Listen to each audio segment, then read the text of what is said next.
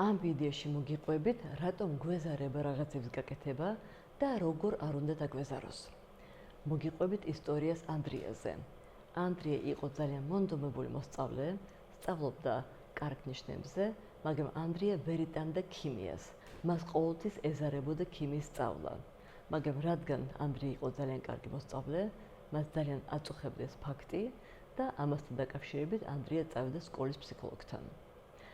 ფსიქოლოგმა უთხრა ანდრიას, იცი რა, არსებობს სამი რამ, რის შემთხვევაში ადამიანს არ დაეზარება რაღაცების კეთება.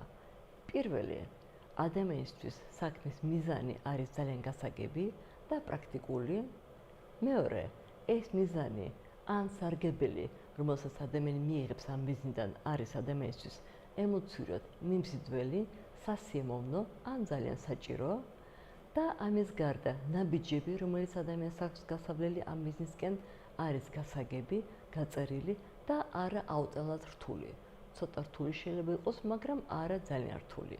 ამ შემთხვევაში ადამიანს არ ეზარება რაღაცების გაკეთება. მაგალითად, ფსიქოლოგმა კითხა ანდრიას, შენ ხო სწავლობ ინგლისურს ძალიან დიდი მონდომებით? კი, უპასუხა ანდრიამ.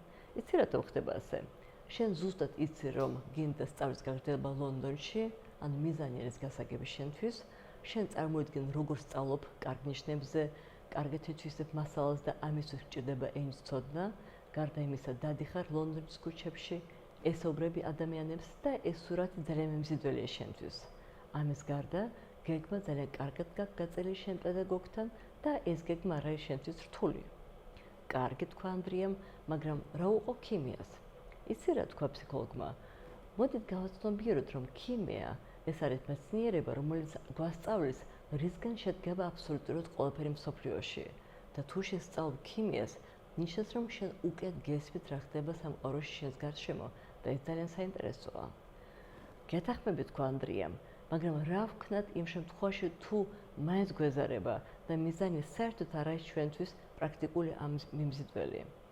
ფსიქოლოგმა უპასუხა, იცი რა ანდრია, თუ ჩვენ მიუდგებით ყველაფერს, როგორც ჩვენ მიუდგეთ ქიმიას, ალბათ ბევრი რამ არ დაგეზარება, მაგრამ ამის გარდა უნდა გვახსოვდეს, რომ დისციპლინა და რთული დამოსაწყელი რაღაცების კეთება არის წარმატების ერთ-ერთი განუყოფელი ნაწილი და ხანდახან ჩვენ უნდა ვაკეთოთ რაღაცები, რაც არ მოგწონს, მაგრამ საჭიროა.